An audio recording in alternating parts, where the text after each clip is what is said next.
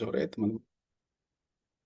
Untuk kesempatan siang ini kita akan melanjutkan untuk kuliah dietetik 2 ya untuk mata kuliah teman-teman. Dan hari ini topiknya adalah tentang asuhan gizi pasien-pasien diabetes. Di dalam SAP-nya kemarin saya sebenarnya sudah ngomong beberapa kali dengan Bu Iin dan teman-teman yang lain itu um, sebenarnya itu nggak common ya untuk kita mengklasifikasikan diabetes itu menjadi complicated dan non-complicated itu karena unlikely ada kasus-kasus DM yang sekarang kan dirujuk ke seorang ahli gizi itu yang dia non complicated itu kemungkinannya sangat kecil sekali. Bahkan new case, newly diagnosed diabetes patient itu juga sama datang dengan begitu banyak komplikasi yang itu manajemennya juga nggak sederhana, bukan semata-mata cuma dibilang tinggal atur diet kalau gitu makannya dengan diet DM itu nggak kayak gitu.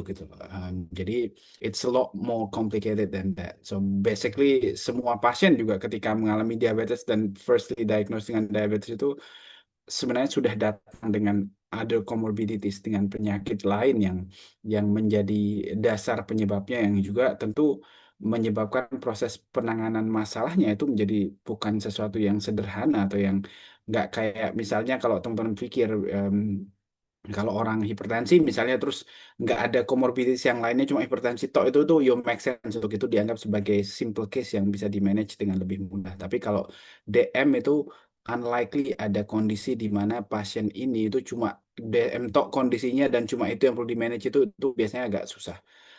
Dan meskipun itu yang kejadian selalu di dalam penanganan kasus DM seperti yang akan teman-teman lihat nanti lebih banyak di dalam slide itu dia tidak sederhana menangani intervensi gizinya karena pasien-pasien DM um, termasuk tipe yang dalam tanda kutip ya kalau disuruh lomba itu antara pasien yang ngeyel-ngeyel itu pasien DM itu rata-rata nomor satu juaranya gitu karena paling susah untuk dikasih tahu.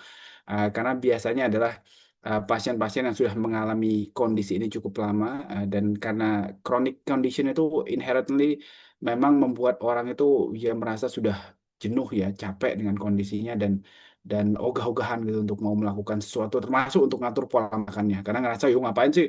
Oh, sakit terus tambah diatur-atur nggak boleh makan ini itu tuh malah tambah nggak happy dan tambah susah untuk melakukannya. Nah makanya memahami secara baik esensi dari intervensi gizinya itu sangat krusial. Tapi jangan menganggap bahwa terus oh ini karena complicated akan jauh lebih bermasalah itu enggak sama sekali. Sama juga sebaliknya kalau non complicated akan lebih sederhana itu juga enggak karena basically kalau menurut saya semua pasien DM itu dia menanganinya itu akan datang dengan satu atau lebih komplikasi yang berbagai macam bentuknya tadi. Baik. Slide-nya sudah kelihatan belum ya? Sudah terlihat. Ya. Oke, baik. Oke. Nanti kalau misalnya teman-teman ada pertanyaan, ada sesuatu yang ingin diklarifikasi, itu uh, feel feel free to raise hand, tulis di chat, whatever you feel comfy to do.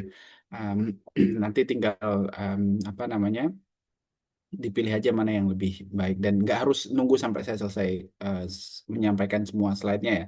Kalau misalnya at some point nanti teman-teman pengen ada sesuatu yang di tengah yang krusial yang nggak begitu paham tentang apa yang disampaikan, tinggal resign aja nanti supaya kita fokus untuk menjelaskan dan mengklarifikasi informasi itu.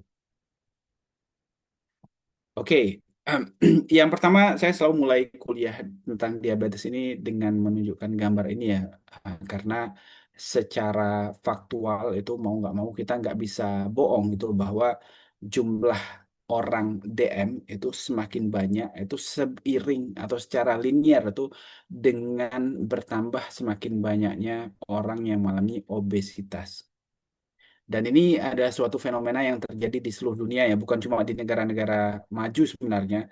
Karena hampir seluruh negara di dunia, bahkan negara yang selama ini kita anggap sering mengalami kelaparan di Afrika sekalipun itu sudah mulai banyak terjadi fenomena ini, di mana orang-orang yang gemuk itu jumlahnya semakin banyak setiap tahunnya. Dan di Asia itu kita memang bukan satu-satunya negara dengan apa namanya prevalensi obesitas tertinggi ya, khususnya di Asia Tenggara. Dan dibandingkan dengan negara lain yang sudah jauh lebih tinggi prevalensi overweightnya seperti di Amerika, Australia, UK itu yang Ya mohon maaf ya kalau di sana sebagian besar kalau penduduk lokal itu ya pilihannya antara gemuk dan gemuk banget gitu. Kalau yang masih kurus-kurus itu biasanya orang-orang imigran itu kayak kita-kita yang belum ngerti cara makannya orang sana itu yang masih biasanya masih cungkring-cungkring. Tapi kalau orang lokal itu umumnya relatively overweight dan obese sebagian besar. Nah, di wilayah Asia Tenggara sendiri, Malaysia dan Thailand itu masih lebih banyak secara proporsional itu dari prevalensi yang mengalami kegemukan dibanding dengan kita. Tapi kalau kita mau berpikir secara logis itu dengan melihat jumlah absolutnya itu Indonesia itu paling mengerikan. Karena kalau di Asia Tenggara sendiri, misalnya taruhlah dengan penduduk 28 juta sekarang, terus kita hitung yang presentasenya yang obes di Indonesia itu taruhlah 15% misalnya. Itu 15% dari 28 juta itu sudah lebih banyak daripada penduduk se-Malaysia. Penduduk di Malaysia itu totalnya cuma 33 juta. Jadi jauh lebih scary apa namanya gambaran kejadian obesitas dan overweight di Indonesia. Dan ini juga sekali lagi beriringan atau sejalan dengan meningkatnya prevalensi yang disebut dengan diabetes dan penyakit degeneratif lainnya di Indonesia.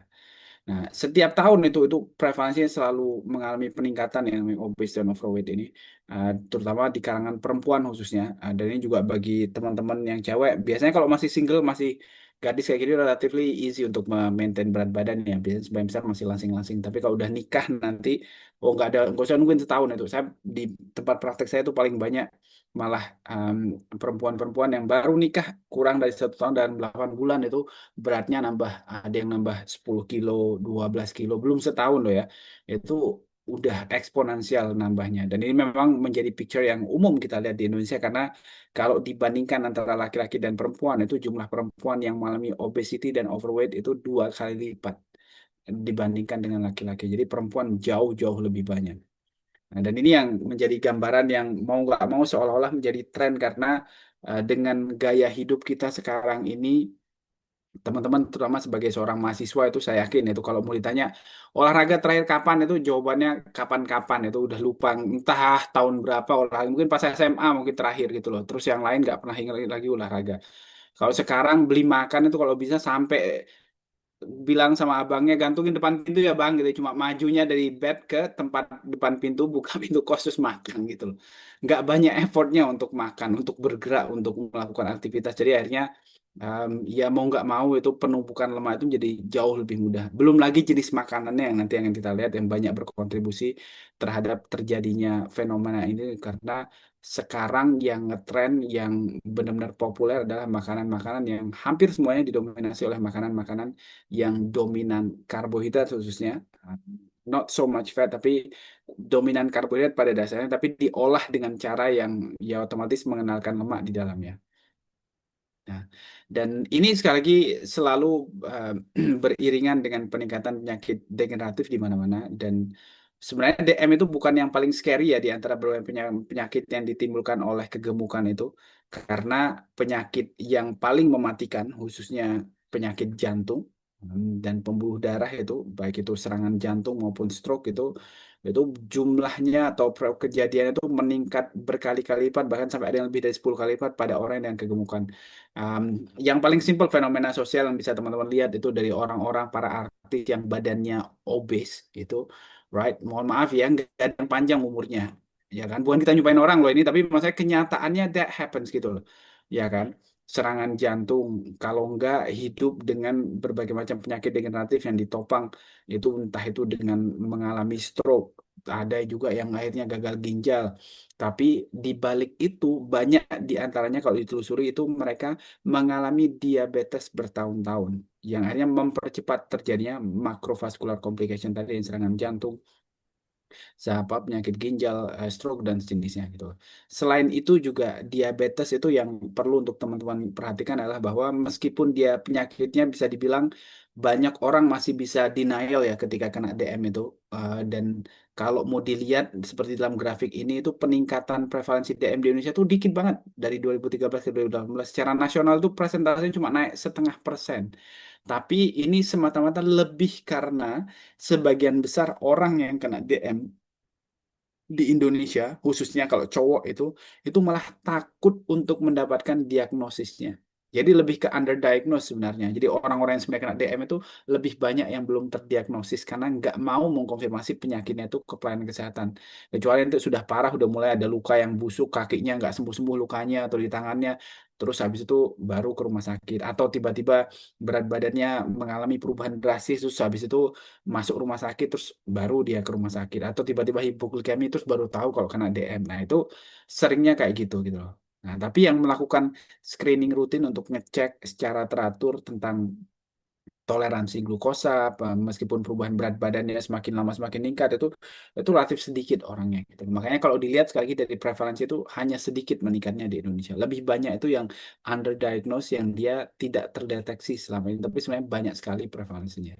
Nah, dan sebagian besar itu kenapa orang yang gemuk itu lebih mudah untuk mengalami DM. Kalau teman-teman lihat di gambaran MRI seperti di dalam slide ini itu secara clear itu teman-teman bisa lihat bahwa kemampuan tubuhnya orang yang kegemukan, orang yang obes untuk menggunakan energi itu menjadi sangat minimal sekali. Karena satu itu dari proporsi sebagian besar tubuhnya itu isinya adalah massa lemak. Right. Terus yang kedua, massa ototnya itu ukurannya lebih kecil dibanding dengan orang yang jumlah lemaknya lebih sedikit. Dan yang berikutnya adalah kehadiran massa-massa lemak ini membuat kemampuan tubuhnya, sel-sel tubuhnya terutama yang aktif yang akan menggunakan energi, itu terutama sel otot itu menjadi semakin berkurang. Sensitivitasnya terhadap insulin untuk bisa membuka pintu sel untuk memasukkan glukosa itu menjadi jauh lebih jelek dan akhirnya sebagian besar gula itu tetap beredar di dalam darah dan tidak bisa digunakan oleh sel. Karena sudah tidak sensitif lagi karena sudah terlalu banyak jaringan lemak di sekitarnya. Nah, ini yang membuat mereka menjadi semakin susah untuk em, apa namanya memperbaiki kondisinya. Dan kalau secara jujur ya mungkin sebagai orang gizi itu paling simpel kita selalu melihat dengan ya mudah ya bahwa makanan itu adalah satu prediktor utama yang menyebabkan orang menjadi kegemukan dan akhirnya nanti menjadi diabetes gitu. Tapi sekali lagi kenapa DM itu menjadi nggak simple case itu nggak dia non complicated itu dan selalu menjadi complicated case itu karena ujung-ujungnya kalau kita telusuri dengan benar dan baik itu orang-orang yang mengalami kegemukan dan yang mengalami DM ini itu tidak pernah semata-mata hanya karena dia overeating, karena dia saking cintanya kepada makanan nggak bisa berhenti makan tuh nggak unlikely akan terjadi seperti itu. Itu most of the case itu adalah ini bagian dari akumulasi yang disebabkan oleh berbagai masalah yang akhirnya menumpuk dan menyebabkan proses penggunaan energi dan juga penumpukan zat gizi terutama konversi karbohidrat menjadi lemak itu menjadi jauh lebih banyak dalam tubuh. Ada yang berangkat dari misalnya karena pengaruh pekerjaan, karena pengaruh situasi kerja yang menyebabkan dia nggak pernah untuk bisa apa namanya mengkonsumsi makanan pergi ke tempat yang rada jauh untuk beli makanan. Jadi akhirnya ordernya selalu yang fast food. Terus jam kerjanya juga rada abnormal. Yang lain lagi tidur dia jaga malam misalnya itu akhirnya jauh lebih cepat terjadi predisposisi lemak pada tubuhnya dan jauh lebih cepat untuk mengalami penumpukan lemak. Dan itu kenapa kalau teman-teman lihat itu prevalensi obesitas overweight dari banyak penelitian orang yang kerja shift malamnya lebih sering itu lebih mudah untuk gemuk dibandingkan yang nggak kerja shift malam gitu. Atau orang-orang yang misalnya karena pengen punya anak terus habis itu mengkonsumsi obat-obat hormonal yang akhirnya menyebabkan penumpukan lemak di dalam tubuhnya berlangsung dengan lebih cepat karena diterapi hormon estrogen misalnya yang tadinya dia nggak pengen gemuk sebenarnya tapi karena kondisi tubuhnya itu berada pada mode hamil sebagai bagian dari persiapan kehamilan ya akhirnya penumpukan lemak sangat banyak sekali dan akhirnya malah terus ternyata nggak jadi hamil tapi lemaknya nggak kemana-mana. Nah ini lama-lama akhirnya menyebabkan penumpukannya semakin parah dan akhirnya berujung pada gangguan sensitivitas insulin pada tubuhnya dan lama-lama jadi DM. Atau orang-orang yang seperti teman-teman yang masih muda ya, kadang ada yang melampiaskan emosi itu sekecil apapun itu ketika nggak happy, ketika stres, ketika ada tekanan itu dengan makanan. Yang ketika dia merasa tertekan, merasa nggak safe kondisinya, itu makanan itu adalah safe zone yang membuat dia merasa lebih bahagia dan merasa jauh lebih tenang. Nah, orang-orang dengan seperti ini juga sama. Akhirnya makanan itu atau makan banyak itu sebenarnya bukan masalah. Dan kalau dilihat sebenarnya nggak banyak makannya. Tapi selalu cenderung akan memilih makanan-makanan tertentu yang menjadi comfort food mereka. Yang dia dominan biasanya adalah banyak karbohidrat sederhana khususnya. Dan juga padat kalori yang mengandung karbohidrat maupun lemak. Nah, ini yang akhirnya lama-kelamaan terus numpuk. terus lama-lama menjadi obesitas.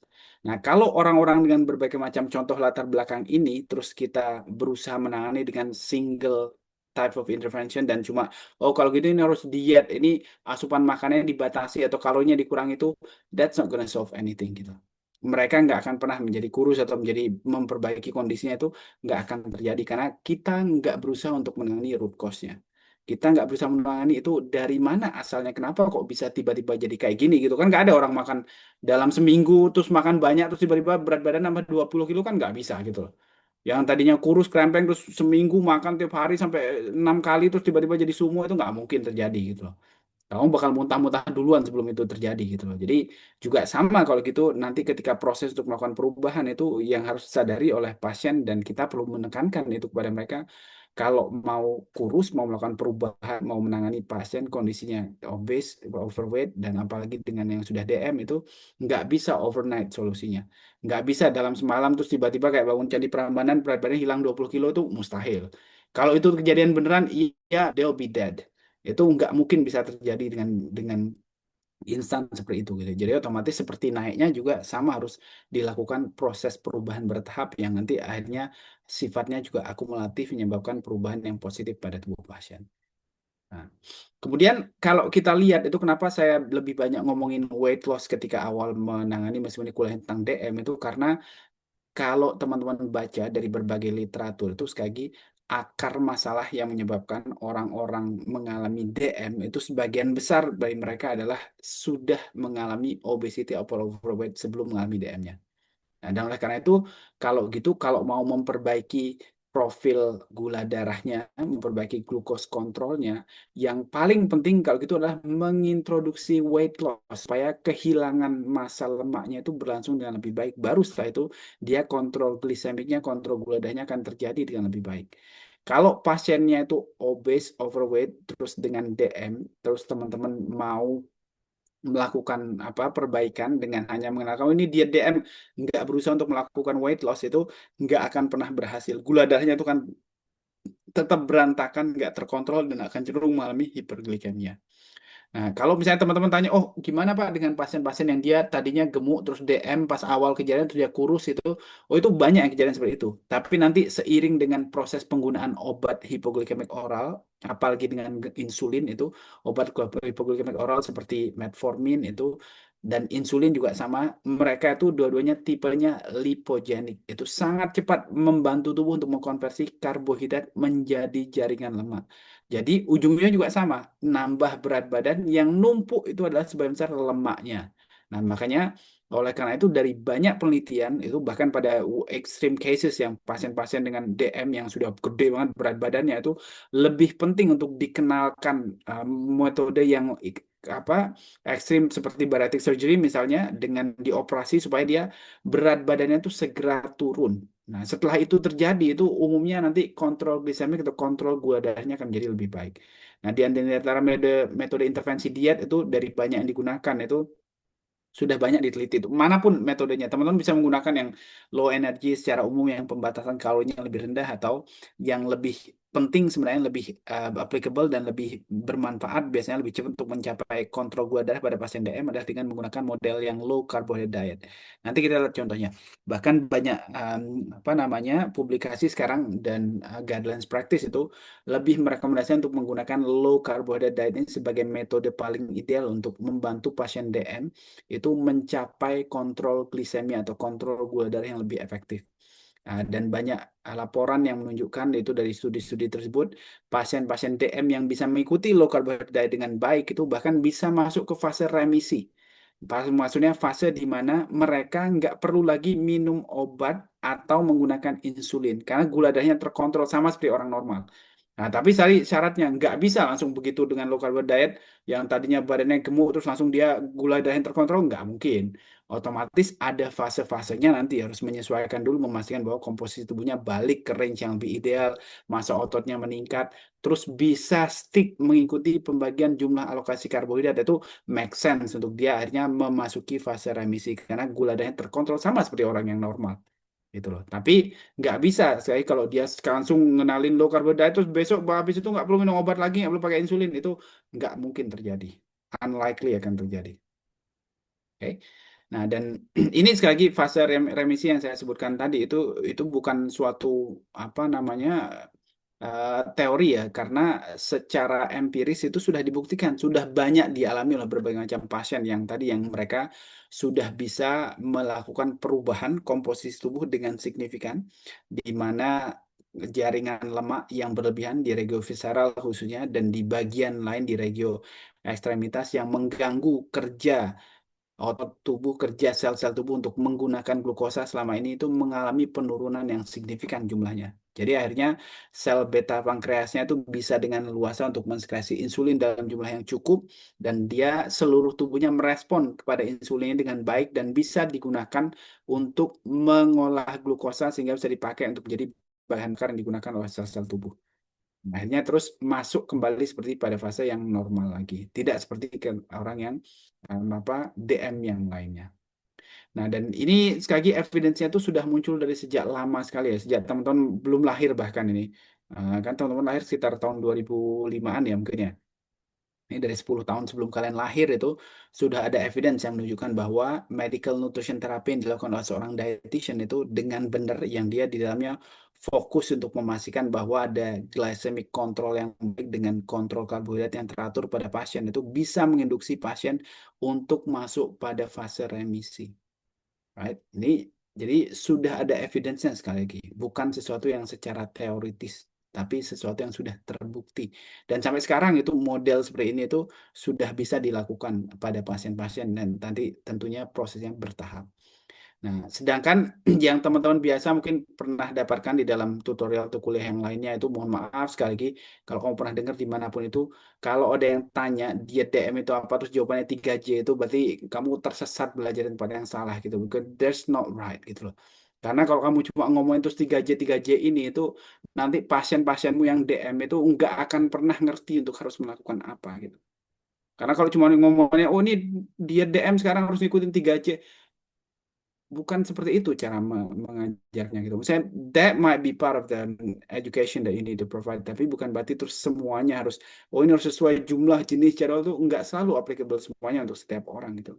Dan menjelaskan ini ke pasien sekali lagi itu kadang nggak membantu untuk memberikan mereka knowledge apapun. Apalagi kalau pasien DM yang kamu temui nanti adalah pasien yang sudah ketemu ahli gizi berkali-kali dan kamu mungkin orang ke-11, 12 atau kesekian kalinya yang ditemui dan ya mohon maaf ini kalau mau ditanya lebih hafal dia tentang leaflet 3C dibandingkan kamu gitu loh.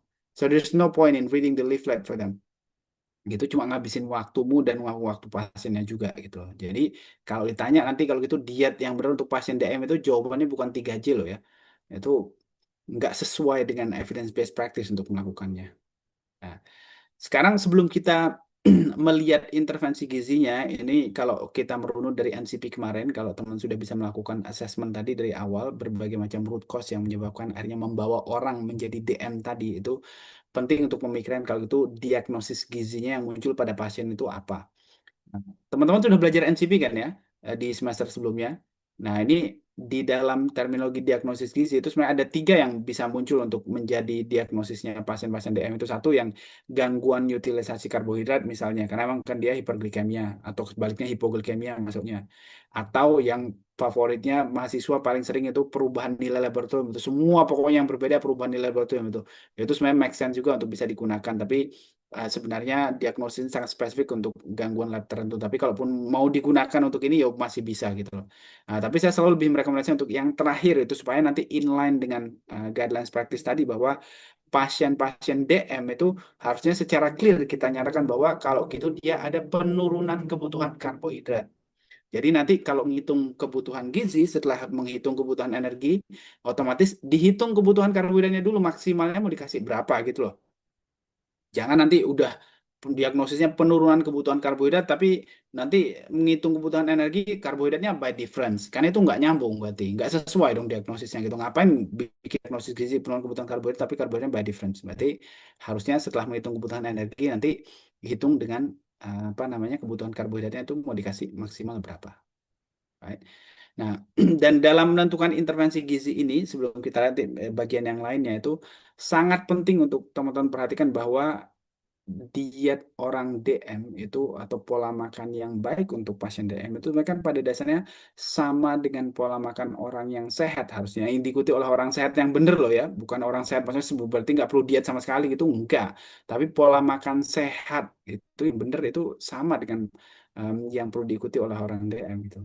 Dan fokusnya adalah memastikan bahwa pasien di dalamnya itu punya keleluasaan untuk bisa mengkonsumsi makanan yang beragam, yang porsinya sesuai. Nah, beragam nanti itu penting untuk menjadi catatan supaya kita jangan membuat orang DM terus merasa, karena sekarang DM terus banyak nggak boleh makan ini itu dan sebagainya terus cuma makanan tertentu aja yang boleh dimakan itu kan kasihan gitu. Siapa yang bisa hidup dengan kayak gitu gitu loh. Saya yakin teman-teman juga nggak akan mau kalau terus makannya hanya di limit jenis tertentu aja yang boleh itu. Nah, tapi kalau kita dengan memberikan keleluasaan ini dan beragam ini, itu cenderung pasien akan lebih mudah untuk ditargetkan untuk membantu memperbaiki kontrol glisemiknya, memperbaiki HbA1c, gula darah, dan seterusnya itu akan jauh lebih mudah. Dan di dalamnya selalu targetnya adalah mencapai berat badan yang lebih ideal. Kalau berat badan yang lebih ideal, berarti yang diperbaiki adalah komposisi tubuhnya. Karena pasien DM sekali lagi cenderung jauh lebih mudah numpuk lemak dibandingkan dengan numpuk massa otot. Kemudian selalu yang nomor dua ini teman-teman perlu perhatikan tadi.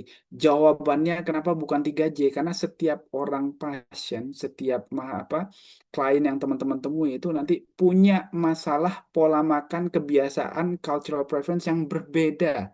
Jadi otomatis cara intervensinya juga berbeda dong setiap orang. Kalau 3J itu ya artinya asumsinya semua orang cara makannya sama gitu. Itu kan unlikely terjadi dan nggak mungkin akan pernah terjadi di dunia nyata gitu. Jadi otomatis penting untuk ketika kita memberikan intervensi gizi itu dibuat individualis sesuai dengan kondisi masing-masing pasien dan pengenalan jenis intervensinya itu diberikan bertahap sesuai dengan kemampuan pasien untuk bisa menyesuaikan, memahami apa yang kita jelaskan.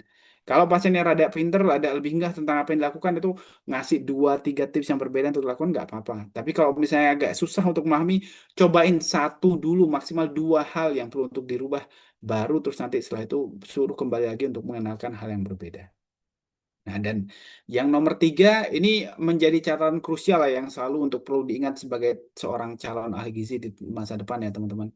Kalau teman-teman ketemu nanti, mohon maaf ini para senior kita itu nggak tahu saya di mana proses pendidikan kita yang kadang kurang tepat dulu di pendidikan gizi itu. Tapi ahli gizi di Indonesia itu punya kebiasaan dengan datang ketika memberikan konseling itu dengan segambreng larangan bahwa ini makanan yang nggak boleh dimakan, ini makanan yang harus dibatasi itu bikin orang stres gitu loh.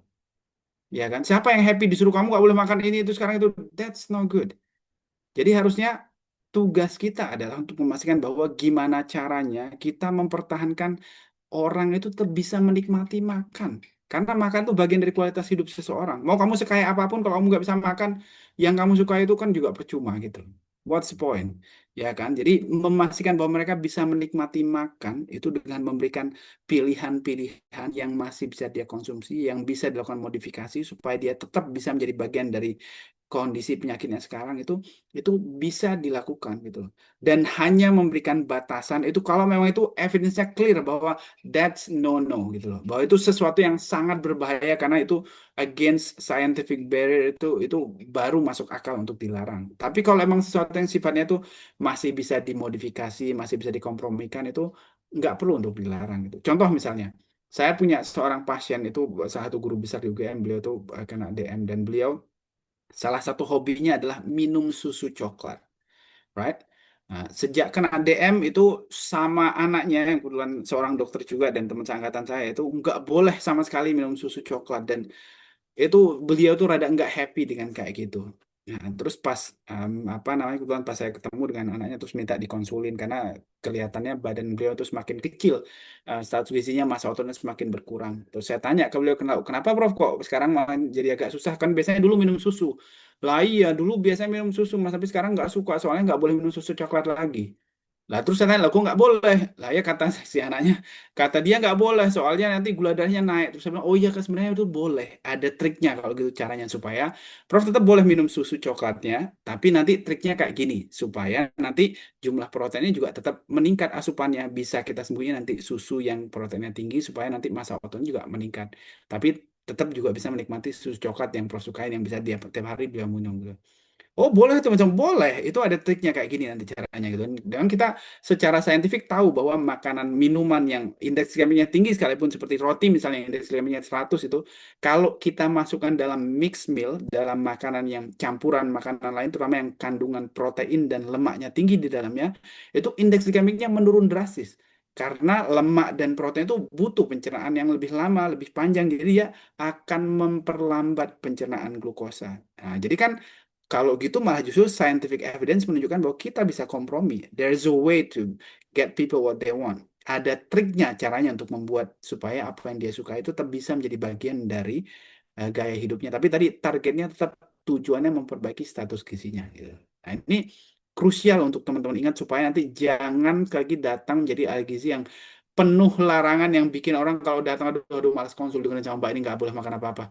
Itu jangan sampai seperti itu.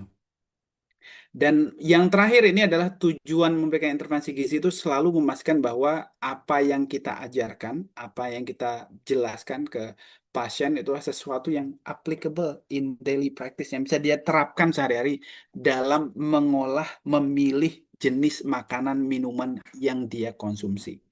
Jadi ajarkan sesuatu yang praktis yang bisa untuk dilakukan dengan mudah. Nanti tak kasih contohnya di belakang. Misalnya kayak nasi itu orang Indonesia bisa dibilang kalau nggak makan nasi itu kan nggak merasa makan ya, ya kan? Dibandingkan suruh ngajarin nuker nasi putih dengan nasi merah yang rasanya yaki dan harganya lebih mahal itu, you can still eat white rice gitu. But there's a way to modify white rice supaya dia jauh lebih rendah indeks glikemiknya gitu.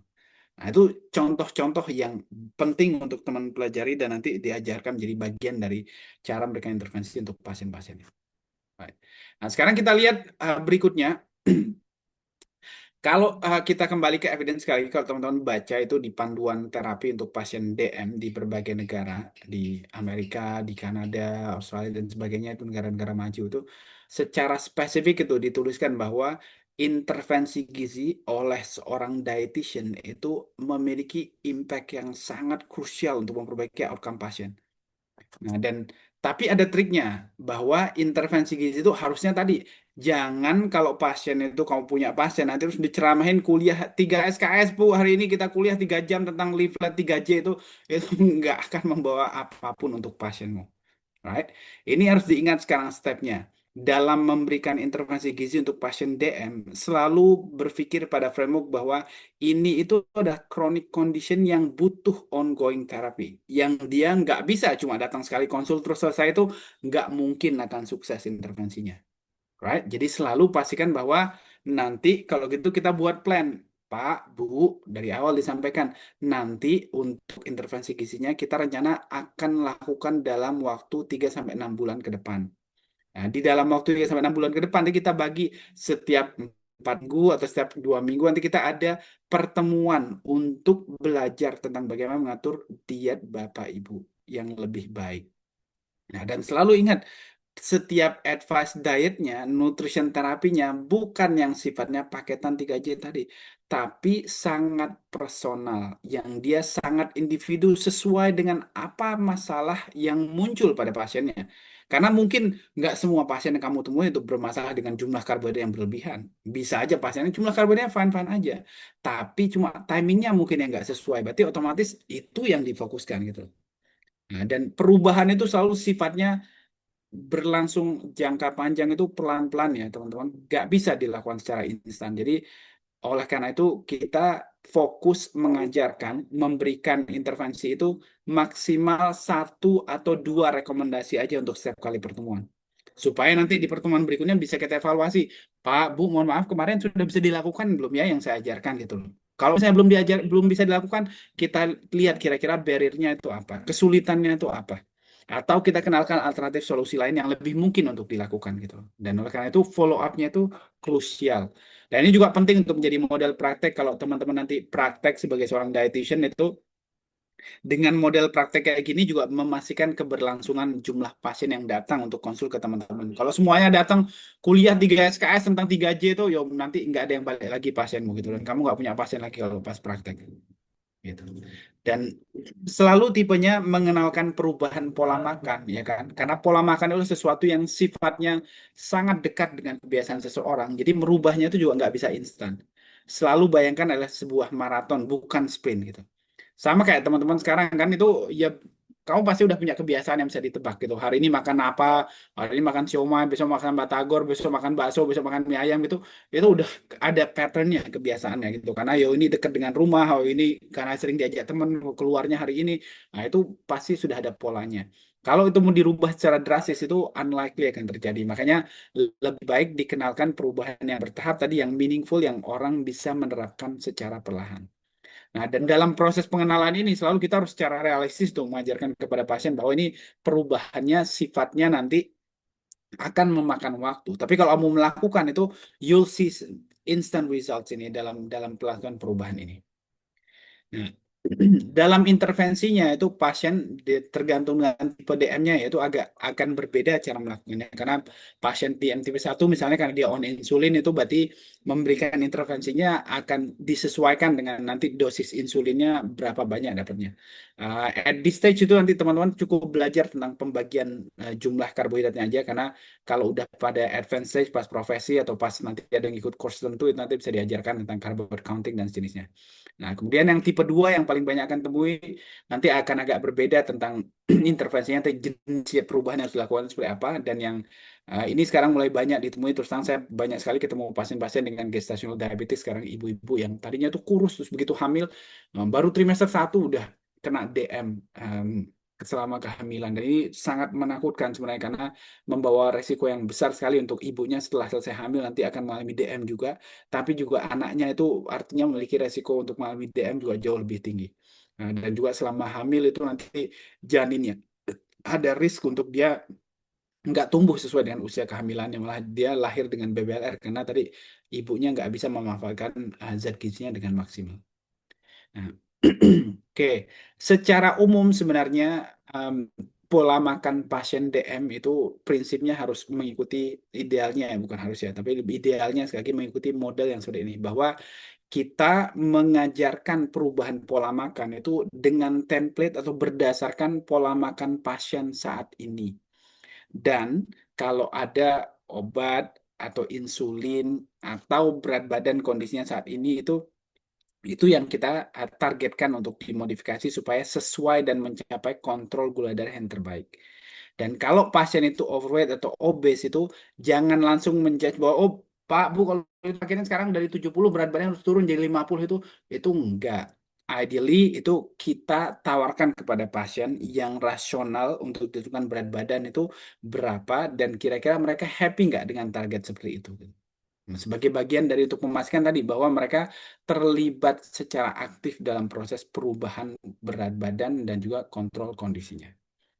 Nah, untuk pasien-pasien dengan DM gestasional itu yang paling penting untuk teman fokuskan adalah bahwa pasien ini sekarang sedang hamil, mengandung janin, yang artinya ada janin yang butuh untuk dikasih makan, yang butuh untuk diberikan zat gizi yang cukup supaya nanti tumbuh dengan maksimal di dalam rahim ibunya.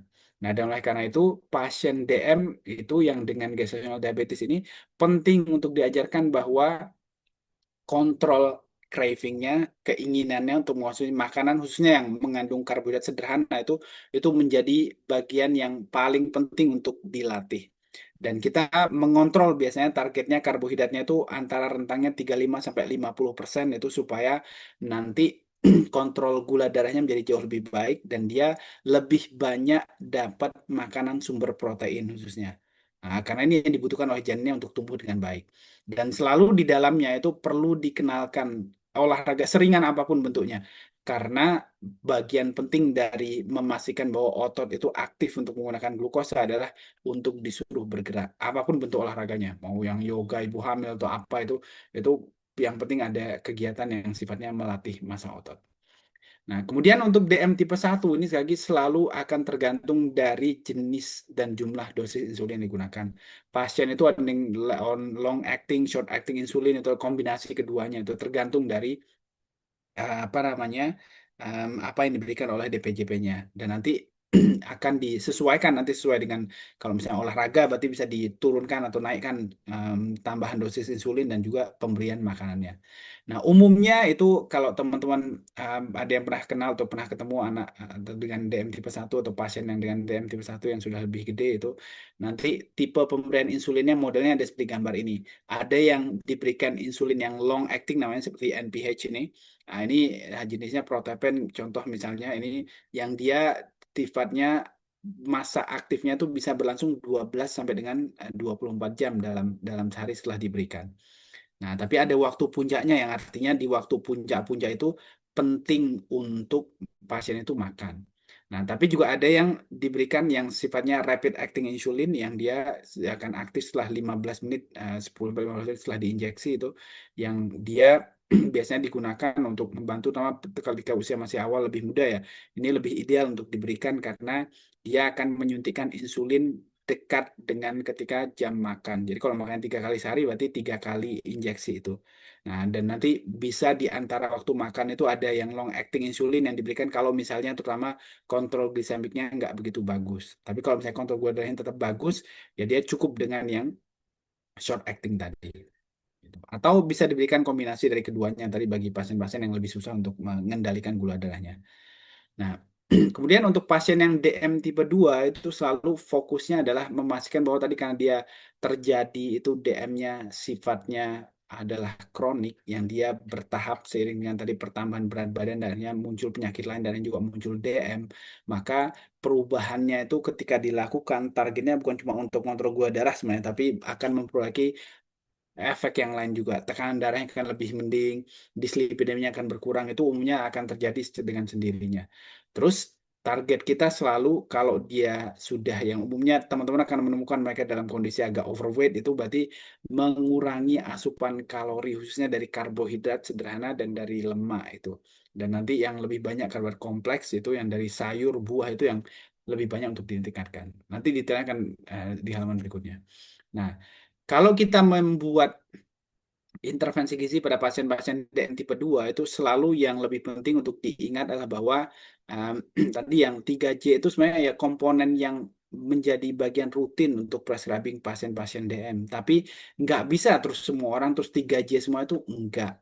Nah, dan begitu juga apa yang di dalam slide ini itu nanti kita nggak kenalkan semuanya langsung pada saat yang sama. Ada tahap-tahap yang dilakukan untuk menilai kesiapan pasien baru kita kenalkan em, pendidikan berikutnya. Misalnya tentang label reading, tentang glycemic index, tentang carbohydrate counting itu nggak kita jelaskan ke pasien begitu dia kena DM diagnosis langsung jelasin ini oh mumet pasiennya langsung malah jadi stres dan tambah sakit gitu loh. Nanti kalau sudah berjalan pertemuan kelima, enam, tujuh, delapan itu kalau dia udah jauh lebih advance dalam mengelola penyakitnya, baru dikenalkan hal-hal yang lebih kompleks supaya dia semakin mahir, semakin baik dalam mengelola kondisinya. Nah, dan ketika kita mengenalkan intervensi gizi sekali lagi itu selalu harus sifatnya individualized dan supaya bisa individualized ini penting untuk teman-teman melakukan assessment dengan baik tadi untuk ketemu predisposing factorsnya, risk factorsnya itu munculnya dari mana sih gitu. Awalnya ini berakar dari mana itu penting untuk ditelusuri dengan baik. Riwayat makan pasien, kebiasaannya makan di mana, makan itu sebagai bagian dari apa dia melakukan dan seterusnya gitu. Dan dari situ baru kita menyusun kira-kira nanti intervensi yang ideal untuk dilakukan pada pasien itu akan seperti apa. Dan pastikan bahwa perubahan-perubahannya itu seminimal mungkin merubah kebiasaan pasien sehari-hari. Jadi kenalkan sesuatu yang sifatnya bertahap. Nah, dan kalau kita kasih urutan itu berarti sekali lagi targetnya yang pertama itu pasien-pasien DM atau yang prediabetes bahkan itu dari awal kalau dia dalam kondisi obes atau overweight berarti melakukan intervensi yang menargetkan penurunan berat badan itu menjadi langkah yang paling penting. Apapun jenis diet menurunkan berat badan yang mau teman kenalkan yang mau low carb diet, low fat diet, very low carbohydrate diet terserah mau seperti apa itu bisa dengan berbagai macam cara yang sesuai dengan kondisi pasiennya. Terus baru kita kenalkan pengenalan kontrol porsi karbohidrat supaya dia tahu oh kira-kira itu limitnya itu jumlah karbohidrat yang masih make sense untuk dia makan dengan kondisi komposisi tubuhnya yang sekarang itu seperti apa. Nanti bisa berubah sesuai dengan perubahan komposisi tubuhnya. Dan bagaimana melakukan perubahan nanti tentang menambah, mengurangi makanan yang tinggi karbohidrat dan seterusnya itu bisa diatur pada fase berikutnya. Dan yang juga tentu tentang aktivitas fisik itu selalu menjadi komponen dalam edukasi setiap pasien DM karena mereka perlu aktif menggunakan ototnya, sel-sel tubuhnya untuk bisa menggunakan glukosa. Kalau dia hanya diberikan intervensi gizi, nggak diajarkan untuk olahraga itu nanti tetap akan lebih susah untuk mencapai kontrol glikemik yang baik.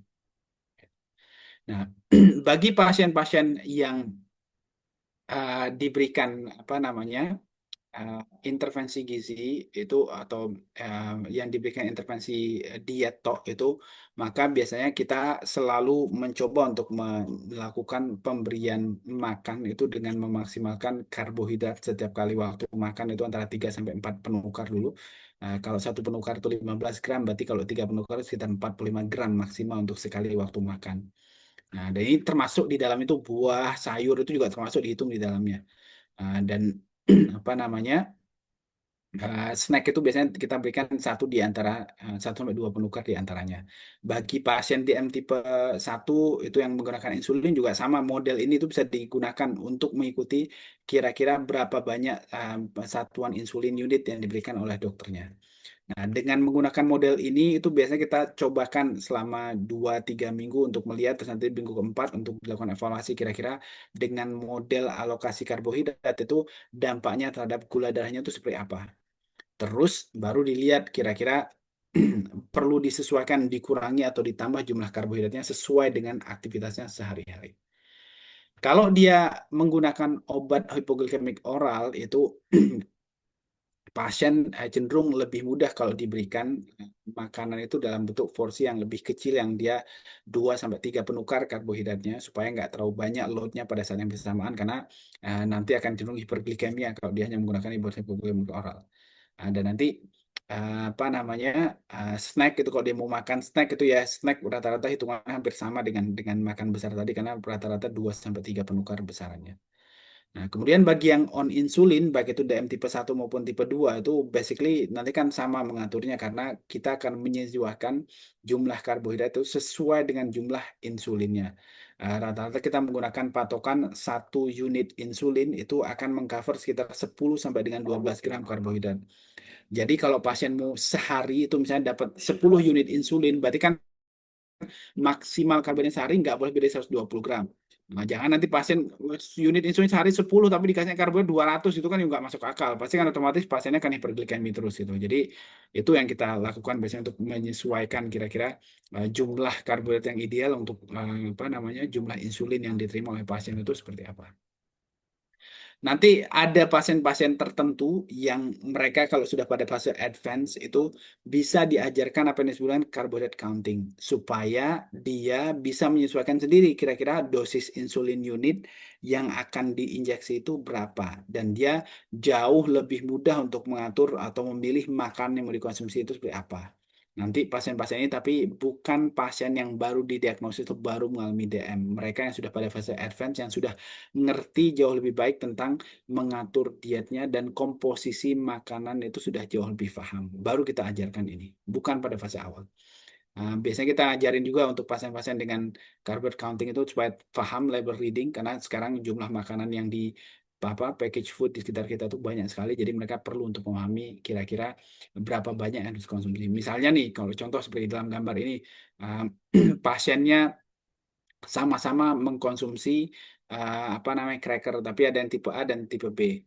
Kalau misalnya mengkonsumsi yang tipe A itu harusnya jauh lebih sedikit peningkatan gula darahnya karena kandungannya itu hanya 12 gram karbohidrat per 9 cracker per 9 satuan. Nah, sedangkan yang sebelah kanan itu per 4 cracker aja itu jumlah karbohidratnya sudah 15 gram gitu loh. Jadi meskipun sama-sama crackers itu bisa sangat berbeda dampaknya terhadap kontrol glisemiknya kalau misalnya apa tidak memahami porsi atau jumlah kandungan karbohidrat di dalam makanan yang mereka konsumsi. Makanya perlu diajari nanti yang dilihat itu persajiannya itu berapa karbohidratnya gitu loh. Bukan bukan per apa namanya bungkusnya toh, tapi persajian itu berapa banyak yang akan mereka dapatkan kalau mengkonsumsi ini. Nah, ini sangat sering menjadi pertanyaan pasien-pasien DM ya, yang selalu nanya, kalau gitu sekarang dengan saya udah punya DM, ada lebih punya hipertensi, punya penyakit ginjal, saya boleh makan apa dong kalau kayak gitu? Ya kan, itu pertanyaan yang umum terjadi pada mereka. Nah, kalau gitu, kalau kita mau membagi intervensi gizi pada pasien-pasien dengan DM itu secara proporsional sebenarnya sebagian besar evidence itu merekomendasikan menggunakan yang lebih leluasa tadi 45-60% karbohidrat terus sisanya protein dan lemak sama seperti orang yang sehat basically pembagiannya. Nah, tapi kalau ini yang dilakukan secara rutin pada semua pasien, tadi sebagian besar pasien nanti akan susah untuk mencapai kontrol glisemiknya. Makanya lebih baik karena karbo itu adalah kunci utama yang yang membuat gula darah itu turun atau naik, maka penting untuk kita pastikan bahwa jumlah karbohidrat itu terkendali. Nah, contoh misalnya dalam intervensi gizi itu di dalam clinical settings itu kalau kamu punya pasien DM itu dengan hiperglikemia masuk rumah sakit, maka targetnya diketok tadi kenapa diagnosisnya penurunan kebutuhan karbohidrat karena rekomendasinya adalah karbohidratnya sehari itu tidak lebih dari 200 gram. Kalau misalnya 24 jam berikutnya masih hiperglikemia, maka diturunkan kurang dari 150 gram diberikannya. Tapi kalau pasiennya itu hiperglikemia langsung masuk ICU dengan DM, berarti dia targetnya nggak boleh lebih dari 150 gram per hari karbohidrat untuk diberikan. Gitu, supaya tercapai kontrol glisemiknya dengan cepat. Nah, itu artinya kalau teman-teman lihat seperti dalam tabel ini, berarti nggak peduli sebenarnya jumlah kebutuhan kalorinya itu berapa gitu loh. Karena pasien DM itu nggak ada hubungannya antara jumlah kebutuhan kalori dengan gula darahnya. Jadi kamu mau hitung kebutuhan energinya pakai rumus apapun mau mau pakai rumus Harris Benedict, rumus Koppel terserah mau pakai rumus apa. Itu yang paling penting adalah jumlah karbohidratnya kamu mau kasih berapa. Karena misalnya kasih kebutuhan kalorinya 1.200 misalnya tapi ngasih karbohidratnya 70% atau 210 gram ya itu tetap kontrol gula darahnya susah. Sebaliknya kamu kasih karbohidratnya 2.500 tapi kamu ngasih karbohidratnya 30% itu kontrol glisemiknya kan jauh lebih baik gitu. Nah, karena tadi pasiennya dibatasi jumlah bahan makanan yang bisa dikonversi menjadi gula itu menjadi sangat terbatas sekali gitu. Jadi yang lebih penting itu dikontrol karbohidratnya pertama kali setelah menghitung kebutuhan energi dan mau ngitung pakai rumus apapun sekali nggak masalah gitu. Kalau gitu apa nggak harus pakai rumus Perkeni bang? Nggak sama sekali gitu loh. Karena kalau rumus Perkeni ada evidence yang menunjukkan bahwa rumus Perkeni itu paling baik dalam memberikan kebutuhan energi pasien DM? Nggak sama sekali. Kalau nggak tahu rumus Perkeni apa terus pasiennya apa hiperglikemia nggak sama sekali. Oh di Australia itu nggak ada lagi sih yang ngerti rumus Perkeni itu, tapi pasiennya nggak ada yang hiperglikemi juga gitu loh. Jadi nggak ada hubungan antara rumus apa namanya kebutuhan energi itu dengan kontrol glisemik pada pasien. Yang lebih penting itu jumlah karbohidratnya. Nah ini yang saya sampaikan tadi itu udah bahwa sekarang itu jauh lebih banyak konsensus yang merekomendasikan supaya pasien-pasien DM itu lebih cepat mencapai fase remisi tadi itu diberikan intervensi dengan low carbohydrate diet, bahkan ada yang dengan very low carbohydrate diet. Nah, seperti dalam studi ini itu ternyata pasien-pasien DM itu yang dianalisis dari 23 penelitian yang berbeda, itu ternyata pasien-pasien ini kalau diberikan karbohidrat terkontrol yang jumlahnya itu masuk dan kurang dari 130 gram per hari itu dia jauh lebih cepat tercapai kontrol glisemiknya. HbA1c-nya lebih cepat untuk normal kurang dari 6,5% dan berat badannya itu jauh lebih cepat untuk turun dan akhirnya nanti proporsi otot dan lemaknya menjadi lebih ideal sehingga dia jauh lebih cepat untuk masuk pada fase remisi tadi. Nah, dan ini pada kenyataannya itu banyak studi yang memang setelah memfollow up itu menemukan bahwa pasien-pasien yang ditaruh di low carbohydrate diet itu kadang kalau nggak benar-benar nggak benar diajarin dengan baik itu terus cenderung dia akhirnya ternyata asupan karbohidratnya itu jauh lebih banyak dibanding yang dipreskripsikan. Makanya itu penting untuk teman-teman menjelaskan dan menerangkan dengan baik setiap kali follow up itu dipastikan untuk dilakukan dietary assessment. Kira-kira dia sudah ngeh nggak sih dengan jumlah karbohidrat yang harus dikonsumsi setiap kali makan supaya nanti akhirnya nggak menjadi sumber yang menyebabkan hiperglikemia berulang pada pasiennya. Nah, kalau pasien sudah paham tentang prinsip ini, itu nanti kalau kamu mengenalkan tentang GI itu nggak apa-apa. Nah, tapi kalau dia belum paham tentang itu, terus dikenalin GI, ya pasiennya stres gitu loh. Ya kan? Nah, GI itu sebenarnya prinsip yang sangat simpel. Itu adalah prinsip yang melihat bagaimana kecepatan sebuah makanan ketika dikonsumsi untuk menaikkan gula darah kita. Makin cepat dia naikin gula darah, itu makin tinggi GI-nya. Nah, tapi tadi prinsipnya bahwa single meal itu selalu GI-nya lebih tinggi dibanding dengan mixed meal. Terutama mixed meal yang mengandung lemak, mengandung protein lebih banyak itu cenderung akan lebih lebih rendah karena kehadiran lemak dan protein tadi memperlambat pencernaan karbohidrat. Dan pengolahan tertentu juga membuat GI itu bisa jadi berubah ya. Ada pengolahan-pengolahan tertentu itu yang nanti saya tunjukkan di slide sebelum berikutnya. Nanti teman-teman bisa baca yang sudah. Nah, contoh misalnya ini. Kalau misalnya teman-teman suruh milih itu, saya yakin pasti akan banyak berpikir bahwa kalau misalnya kentang itu antara direbus, digoreng, di bakar itu kira-kira mana yang lebih tinggi GI-nya itu pasti banyak yang berpikir kalau digoreng itu GI-nya paling tinggi gitu loh. Padahal kenyataannya enggak, karena digoreng itu nambah jumlah kalorinya iya, tapi kalau dari segi GI itu malah lebih rendah sebenarnya GI-nya dibandingkan dengan kalau misalnya apa dia diolah dengan cara yang lain seperti diolah dengan cara direbus misalnya gitu loh, atau di roasting misalnya gitu. Itu jauh lebih lebih tinggi karena dia pemecahan struktur karbohidratnya menjadi jauh lebih lebih ekstensif dibanding dengan cara pengolahan yang lainnya gitu. Nah, selain GI sebenarnya juga ada konsep yang lain yaitu dengan glycemic load sebenarnya melihat jumlah karbohidrat total itu berapa. Karena misalnya seperti wortel misalnya meskipun dia glycemic indexnya relatif rendah, tapi kan makan wortel itu rata-rata orang banyak ya. Kalau makannya segambreng ya tetap aja akan tinggi ujung-ujungnya gula darahnya nanti akan menyebabkan jumlah gula darah juga akan tetap meningkat dengan jumlah yang banyak kalau makannya nggak dibatasi gitu. Jadi harus ada balance sebenarnya meskipun makanan itu tinggi GI kalau jumlah asupannya sangat rendah ya nggak begitu ngaruh. Sebaliknya meskipun dia low GI tapi makanan yang sangat banyak jumlahnya itu juga bisa sangat membuat gula darah itu menjadi meningkat tinggi meskipun yang nggak meningkatnya secara drastis pada saat yang bersamaan. Kemudian lemak ini sekali lagi sangat berguna menjadi salah satu senjata yang membantu kita untuk memperbaiki profil lipid pasien-pasien DM itu makanya pasien DM itu ideal ketika mengkonsumsi makanan terutama mengandung karbohidrat tadi itu kehadiran lemak itu bisa membantu untuk memperlambat untuk mengurangi proses pencernaan karbohidratnya. Dan lemak-lemak yang ideal itu lebih ideal kalau mereka mulai mengkonsumsi di switch menggunakan lemak yang dia pufanya lebih dominan dengan canola oil atau olive oil itu lebih ideal tapi karena olive oil lebih mahal dan rasanya nggak begitu tolerable untuk banyak orang Indonesia itu yang jenis canola atau sunflower oil itu kadang lebih mudah untuk diterima. Untuk protein ini sekali lagi kunci utamanya adalah bahwa pasien DM itu sebagian besar lebih ideal untuk diberikan protein dalam jumlah lebih tinggi. Karena penting bagi kita untuk menstimulasi sintesis protein otot supaya massa ototnya cepat naik. Karena nanti yang paling banyak menggunakan gula di dalam tubuh kita kan sebenarnya massa otot gitu. Jadi penting untuk diberikan dalam jumlah tinggi. Bahkan pada pasien-pasien DM yang dengan gagal ginjal kronis sekalipun itu nggak ideal kalau dibatasi terlalu rendah.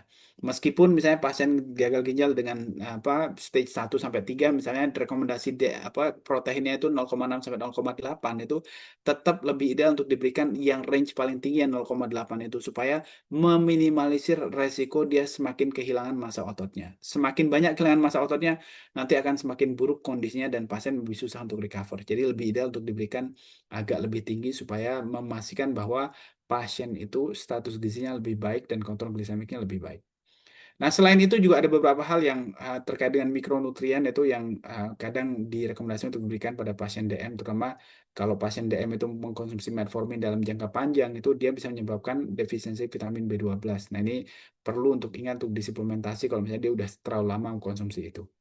Ada hal-hal lain yang ini secara scientific evidence nggak begitu kuat ya tapi kalau teman-teman lihat itu di sekitar kita di Jakarta apalagi itu banyak banget orang yang jual obat-obat herbal katanya kalau minum ini diabetesnya hilang atau segala macam itu we don't have proof of that gitu.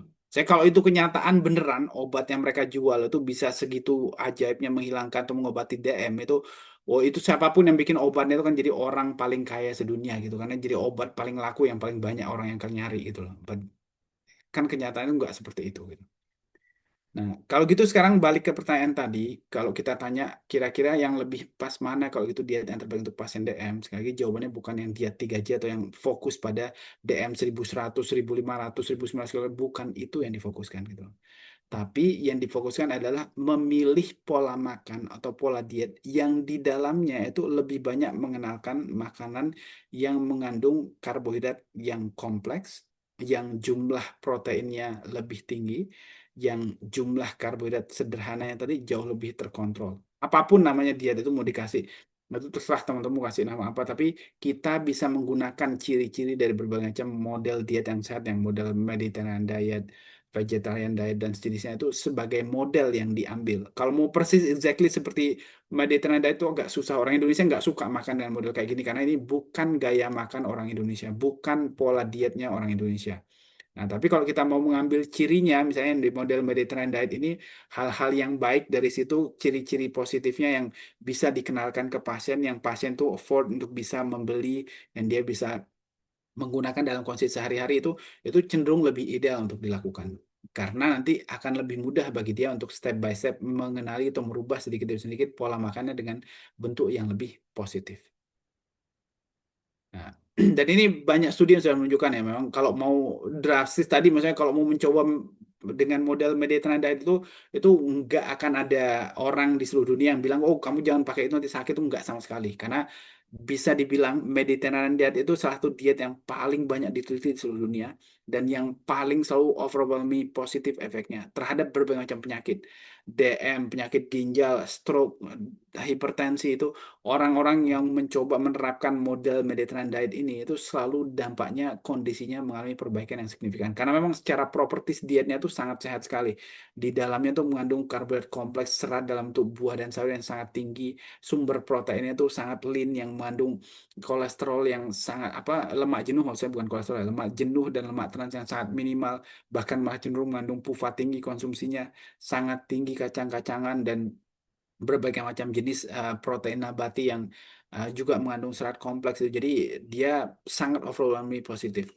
Tapi kalau mau dilakukan sekali lagi langsung seperti itu oleh orang Indonesia itu agak berat melakukan. Makanya dibanding dengan berusaha untuk mencoba mereplikasi persis seperti bentuknya itu, berarti lebih ideal kalau gitu pasien kita ajarkan ciri-ciri positif dari diet-diet yang baik seperti yang tadi model vegetarian diet, DASH diet dan seterusnya untuk dicoba satu persatu dalam makanannya, dalam pola makannya sehari-hari supaya itu menjadi perubahan positif yang bisa dilakukan secara bertahap.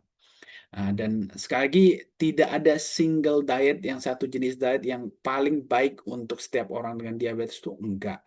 Kita bisa mengenalkan berbagai macam variasi kombinasi diet yang berbeda untuk mereka sesuai dengan kebiasaan pola makan pasien, kemampuan ekonomi pasien juga tentunya perlu dipertimbangkan supaya ini bisa menjadi sesuatu yang dikenalkan secara bertahap dan selalu fokuskan berusaha untuk memastikan pasien itu bisa meningkatkan secara bertahap dari konsumsi serat yang kompleks dari sayuran, mulai secara bertahap mengurangi sumber-sumber makanan yang menyumbangkan gula sederhana, segala macam bentuk yang sereal olahan dan juga makanan-makanan yang sudah termasuk dalam considered highly processed food yang dia jauh lebih banyak komponen karbohidrat dan lemak jenuhnya di dalamnya.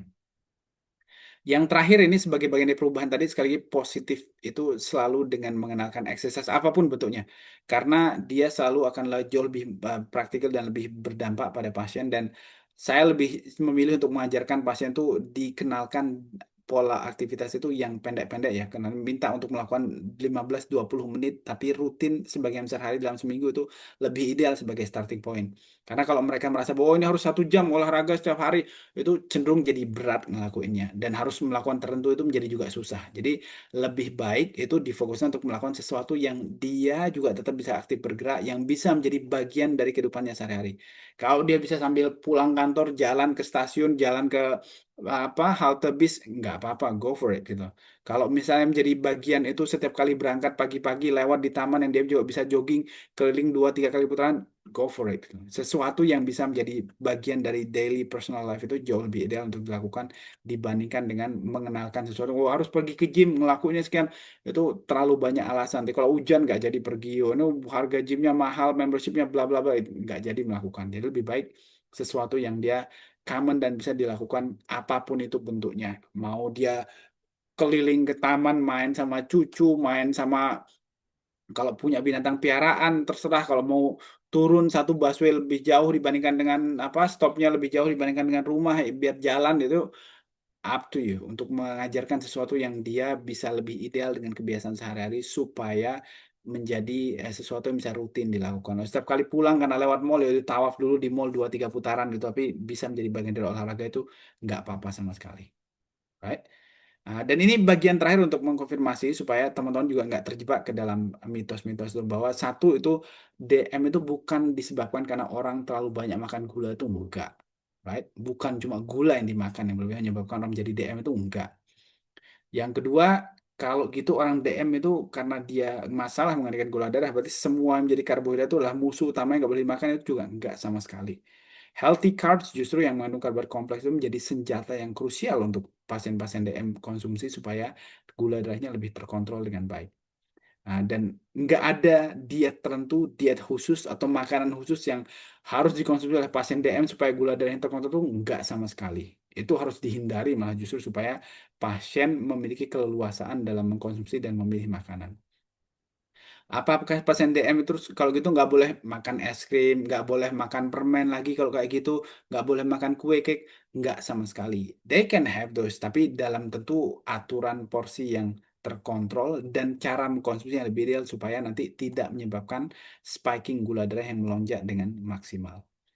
Terus kalau pasien DM udah rutin minum obat berarti boleh makan apa aja dong? Jawabannya juga enggak. Karena meskipun kamu minum obat pakai insulin sekalipun itu ada aturan jumlah makanan terutama yang mengandung karbohidrat tadi yang harus dikonsumsi supaya kontrol gula darahnya semakin baik. Semakin bagus komposisi tubuhnya nanti keleluasaannya akan semakin besar. Tapi kalau itu belum tercapai maka lebih ideal untuk mengikuti anjuran ahli gizi nanti maksimal kira-kira porsi yang akan dikonsumsi itu makanan yang mengandung karbohidrat itu berapa supaya kontrol gula darahnya lebih baik. Right?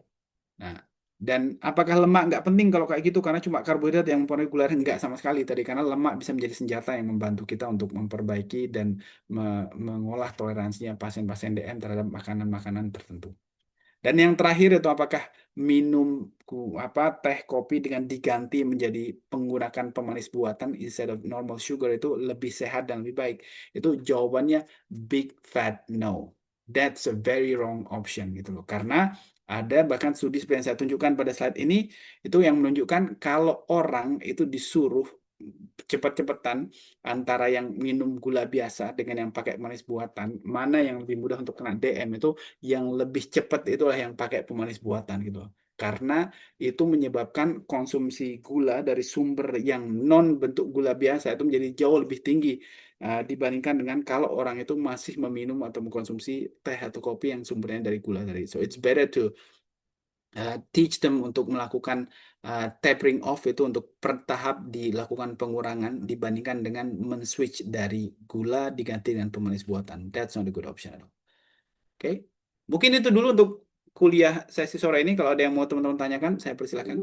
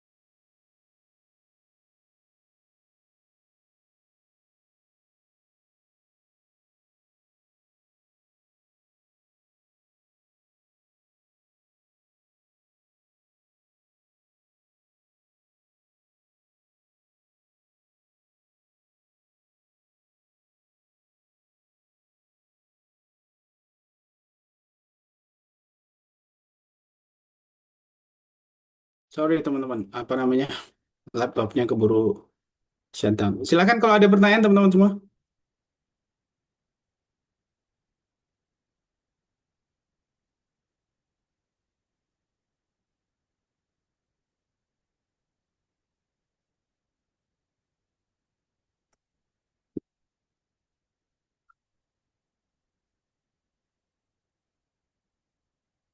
Silakan Mbak Sofia. Baik, terima kasih Bapak atas kesempatannya. Saya izin tanya. Tadi kan kalau Bapak jelasin sebenarnya kalau misalnya pasien diabetes tuh nggak bisa dilarang, dilarang tuh kayak misalnya tadi dia suka susu coklat, tapi kalau dilarang sama sekali kan dia jadi nggak happy ya Pak. Cuman kalau misalnya kita bolehin, kadang ada yang kalau dari pengalaman saya sendiri apa dari pihak saudara ayah saya itu ada yang diabetes.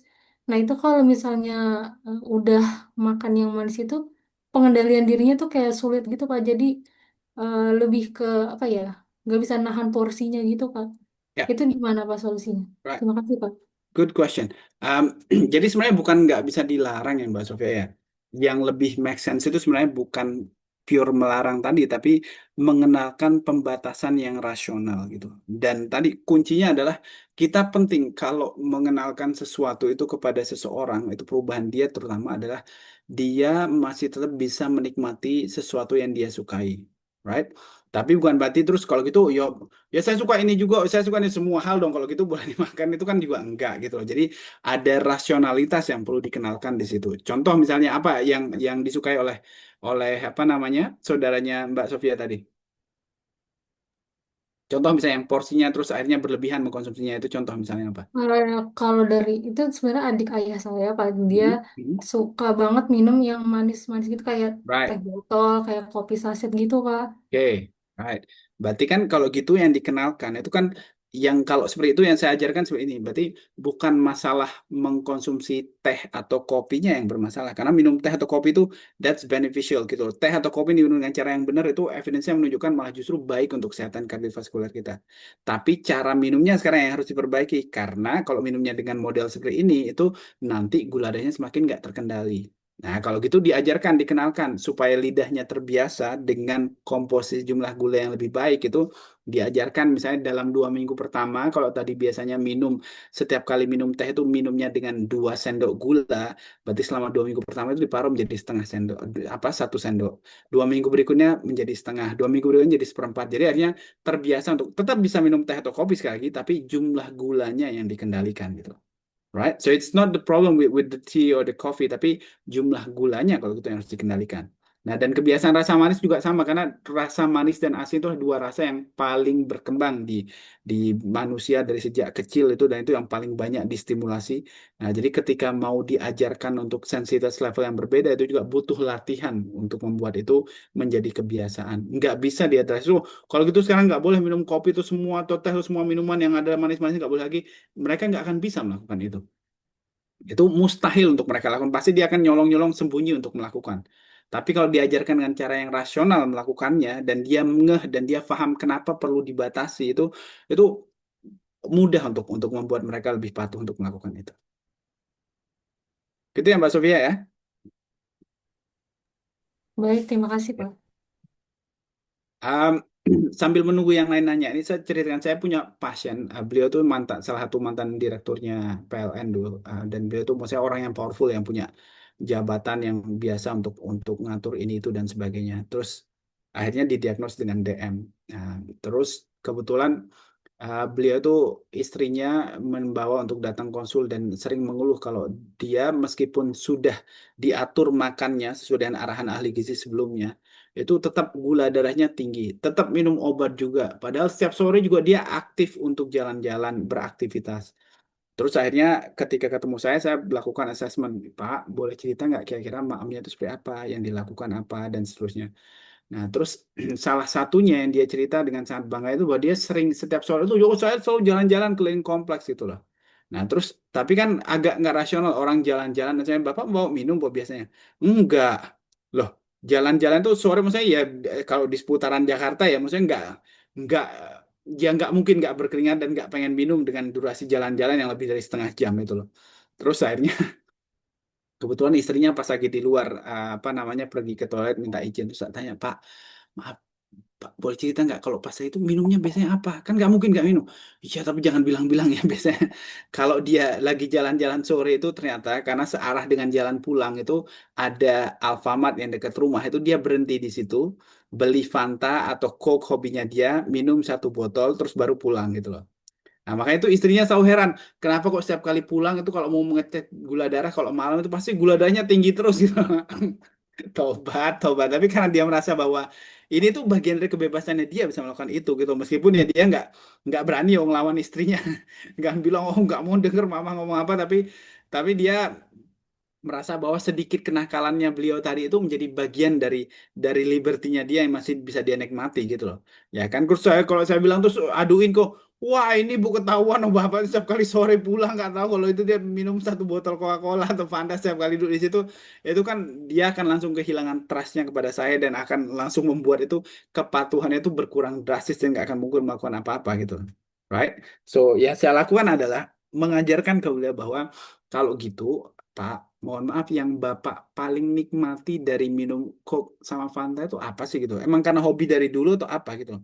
Sebenarnya sih enggak mas gitu. Tapi kadang saya tuh kesel soalnya kalau di rumah tuh nggak boleh makan apa ini. Kalau saya lagi di situ tuh saya bisa beli apa aja yang saya mau. Nggak selalu Coke juga sebenarnya. Saya beli teh botol, Coke. Pokoknya apa yang saya pengen pokoknya intinya saya beli di situ gitu loh. Right. Kalau gitu, gimana kalau kita sekarang, Bapak, meskipun di sana nanti beli, tapi pilih minuman yang agak jauh lebih baik dampaknya untuk badannya Bapak. Karena kalau minumnya ini, itu efeknya kayak gini jadinya gitu. Minumnya Coke, Fanta, dan sejenisnya yang gula sederhana semua fokus itu dalam hitungan kurang dari setengah jam gula darah Bapak langsung naik, langsung hiperglikemi. Nah ini kalau sekarang dampaknya itu nggak kerasa. Betul dia baru punya cucu masih kecil gitu kan. Tapi tak tunjukin video. Salah satu dampak dari gula darah yang nggak terkontrol itu dalam waktu sangat singkat. Kalau hiperglikemi terus itu, kalau Bapak nggak mengalami penyakit yang tadi, yang nggak, kalau Bapak nggak takut dengan serangan jantung dan sebagainya, itu mohon maaf ini ada contohnya. Pasien yang tadinya dia baik-baik aja, masih ketemu ngobrol dengan keluarganya, begitu tidur karena seringnya hiperglikemia, terus mengalami diabetik retinopati. Besoknya bangun nggak bisa ngelihat apa-apa dan buta total. Dan itu nggak bisa dioperasi. Coba bayangin, Bapak pengen kok nggak pernah ngelihat cucu Bapak lagi terus cuma gara-gara nggak bisa berhenti minum ini nggak kalah sama satu botol Coke sama Fanta itu. Akhirnya dia mikir gitu loh, Bang. Ya sebenarnya enggak. Maksudnya kalau saya tahu rahasia sebesar itu resikonya, ya saya juga enggak sebenarnya gitu. Tapi ya tadi saya tuh cuma pengen melampiaskan kalau saya tuh bisa beli sesuatu yang saya pengen tanpa harus dikontrol oleh istri saya gitu loh. Ya kan, jadi kan akhirnya bukan masalah pengen makan atau minum tertentu sebenarnya gitu loh. Tapi tadi bahwa the feeling of freedom yang dia pengen dapatkan itu yang perlu di address gitu loh. Makanya tuh saya bilang kalau gitu nggak apa-apa, bapak mau pilih sesuatu beli sesuatu yang nggak usah bilang ke ibu. Tapi kayak gini contoh minuman yang saya pilihkan yang jenis yang kandungan gulanya jauh lebih rendah, yang lebih terkontrol, yang dia juga happy sebenarnya minum dan nggak masalah dengan itu gitu loh. Dan ini bisa dilatih untuk di switch dengan minuman-minuman lain atau nggak apa-apa malah nongkrong di angkringan aja beli di warung nanti tapi beli dengan gulanya itu secara spesifik jumlahnya segini. Kan malah bisa ngobrol dengan yang lain dulu. Oh itu malah nggak apa-apa toh. Saya kira nggak boleh malah lebih baik. Oh malah kebalik yang kemasan kan nggak bisa ngatur mau dikurangin gulanya kan nggak bisa. Kalau ini malah kan bisa dikontrol gitu loh. Jadi dengan mengajarkan sesuatu yang seperti itu dia hanya masih merasa bahwa oh aku bisa percaya untuk ngedengerin apa yang diajarin, tapi juga bisa untuk melakukan sesuatu yang membuat kondisiku nanti akan jauh lebih baik gitu. Nah, ngurangin dari yang 600 mililiter itu yang isi gulanya itu sangat banyak, itu kan sangat signifikan. Isi gulanya tuh hampir 60 sampai 3,5 sendok makan isinya di dalam satu botol yang 600 mililiter itu. Terus dikurangi menjadi yang cuma sekedar 1 sendok makan itu kan jadi jauh berkurang. Right? Nah itu dengan cara yang seperti itu bukan melarang secara dasar bahwa dia nggak boleh atau harus berhenti melakukan, tapi bertahap mengenalkan. Kalau dia udah lihat dampaknya, dia tuh orang yang sangat rasional. Saya buktinya bisa menjadi seorang direktur itu sangat ngerti sebenarnya apa yang harus dilakukan. Tapi kan tadi karena masalah pergolakan batin dan psikologis tadi itu yang perlu untuk kita pahami sisinya supaya dia merasa lebih diakomodir nanti bisa melakukan perubahan yang berikutnya setelah dia datang berikutnya nanti saya bisa kenalkan yang lebih baik lagi perubahannya gitu. Jadi boleh dilakukan dengan cara bertahap mengenalkannya ada tangganya supaya dia ada pada tahap adaptasi dulu terus nanti baru melakukan gitu. Tapi jangan menjadi apa namanya alasan nanti setiap kali oh boleh kok oh, asal nggak berlebihan oh boleh nggak berlebihan oh nggak berlebihan tuh ukurannya jelas tapi bukan berarti terus ya boleh 1 botol 2 botol kan nggak berlebihan oh, itu kan udah salah gitu loh gitu gitu ya maksudnya Mbak Soraya Mbak Sofia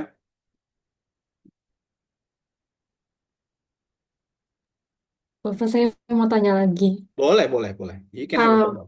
kalau misalnya kayak pakai pemanis stevia gitu juga nggak nolong nggak sih Pak atau enggak? Oh, actually, kalau di UGM itu kita punya kuliah yang membahas tentang ini di salah satu kuliah. Um, ini tak tunjukin slide-nya aja ke teman-teman. Um, tapi pada intinya adalah bahwa artificial sweetener itu it's not really a solution untuk mengatasi masalah ini gitu loh. Karena artificial sweetener mau itu be it synthetic one kayak sakarin, siklamat, aspartam, neotam, advantam itu ataupun yang natural yang seperti dari kayu manis, stevia dan sejenisnya itu they all come with side effects. Yang sintetik itu secara evidence itu dari banyak studi sudah ditunjukkan bahwa jenis sintetik sweetener itu berkorelasi positif dengan kejadian berbagai macam penyakit terutama ini berbagai macam jenis kanker. Itu makanya jenis-jenis pemanis tertentu itu kayak sakarin, siklamat itu di luar negeri nggak boleh dijual. Nggak boleh dipakai untuk makanan lagi. Tapi di Indonesia karena itu murah itu masih dipakai gitu. Nah, dan yang natural seperti stevia sekalipun itu ada banyak studi yang sudah melakukan ini. Seperti contoh ini misalnya yang menganalisis kira-kira orang kalau mengkonsumsi stevia itu dampaknya seperti apa sih gitu. Karena kan stevia itu termasuk bahan yang dia partially digested ya dalam tubuh. Kita nggak punya enzim sebenarnya untuk mencerna itu. Jadi akhirnya bagian dari senyawa stevia itu ada stevia glycoside namanya yang dia akhirnya tidak tercerna masuk ke dalam usus besar kita. Nah, ini itu karena nggak tercerna dalam tubuh itu di dalam usus besar itu membuat mikrobiota usus kita yang sehat itu jadi berpenyakit, jadi banyak yang mati, yang sehat terus malah yang jelek-jelek itu malah jadi jauh lebih banyak jumlahnya. Nah, jadi dalam jangka panjang itu pada dasarnya sebenarnya kalau kita menggunakan pemanis yang seperti stevia itu ya kita seperti meracuni mikrobiota usus kita yang sehat itu dan membuat mereka menjadi sakit-sakitan malah ganti menjadi yang nggak lebih sehat gitu. Itu bahaya yang paling dilakukan dan secara jujur itu nggak make sense sebenarnya menggunakan pemanis buatan itu karena kalau dari dulu pemanis buatan itu sejak dia dikenalkan dari tahun 80-an itu beneran itu efektif untuk mengurangi jumlah asupan gula dan kejadian kegemukan itu harusnya gambarnya nggak seperti ini gitu loh. Tapi pada kenyataannya sejak artificial sweetener itu dikenalkan itu malah jauh lebih banyak kejadian ini gitu. Dan dari studi sekarang kita tahu kenapa itu karena orang kalau mengkonsumsi gula itu sebenarnya kan pada dasarnya tubuh kita itu kalau gula yang normal itu bikin pusat stimulasi otak kita itu nanti mengeluarkan hormon endorfin yang bikin kita jadi happy ketika sudah ada rasa manis di mulut, terus habis itu endorfinnya keluar, terus happy, terus jadi calm gitu loh. Dan memang pada kenyataannya orang itu ada yang mengalami sugar addiction itu pada kenyataan adalah bagian dari addiction yang beneran terjadi pada orang gitu loh. Dan makanya perlu bertahap untuk dikurangi tadi supaya nggak terbiasa mengalami itu. Tapi ketika ini ditukar dengan pemanis buatan itu kan yang distimulasi itu cuma rasa manisnya toh. Di mulut itu manis iya, tapi pusat rasa di bagian otak yang nanti akan gula darahnya naik terus mengeluarkan hormon yang bikin happy itu nggak terjadi. Nah, jadi akhirnya supaya ini kejadian itu makanya dari banyak studi yang menunjukkan tadi kenapa orang yang pakai manis buatan lebih cepat mengalami DM dan lebih cepat mengalami kegemukan dan seterusnya itu karena ternyata mereka terus secara tidak sadar jauh lebih banyak dan lebih kuat cravingnya untuk mengonsumsi makanan-makanan yang kandungan gulanya berkali-kali lipat dibandingkan yang dihindari dari minum teh atau kopi itu dalam bentuk cakes, biskuit, dan sebagainya itu jauh lebih tinggi konsumsinya pada mereka. Dan akhirnya ini yang bikin gula darahnya terus naik, terus muncul lagi rasa happy-nya. Itu nggak secara langsung dari minuman yang mereka minum, yang dari teh atau kopi yang ditukar dengan pemanis buatan nanti, tapi dari cake dan sebagainya yang dikonsumsi itu yang bikin akhirnya terus konsumsi gulanya menjadi jauh lebih tinggi. That's why it's not a good option. Gitu. Dan kalau itu solusi sekali lagi simple logic itu dari dulu WHO, UNICEF dan sebagainya sudah merekomendasikan oh let's switch our sugar to artificial sweetener, right? Tapi secara empiris itu we found that it's not actually beneficial, but it's actually harmful. Makanya nggak direkomendasikan sebagai bagian dari rutin untuk menggunakan itu sebagai replacement.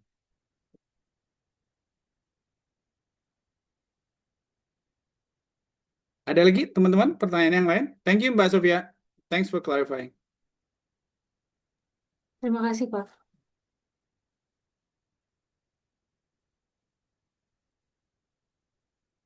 Kalau ada yang mau nanya lagi, boleh. Kalau belum ada mungkin didokumentasikan dulu ya Mbak Dinda.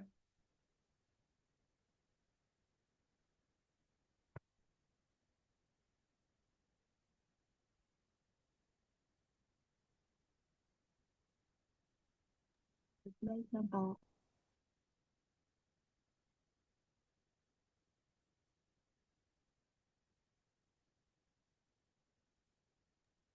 Baik Pak, saya izin ambil screenshotnya untuk Ya, kelas A silakan. boleh on cam, kelas B dan AC-nya boleh off cam dulu.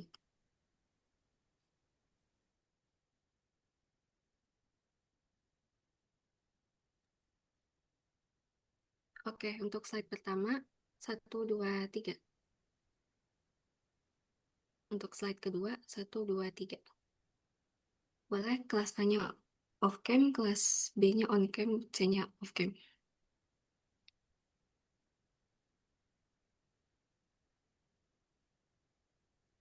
Oke, slide pertama, satu, dua, tiga. Slide kedua, satu, dua, tiga. Boleh off cam, kelas B, kelas C-nya boleh on cam dulu.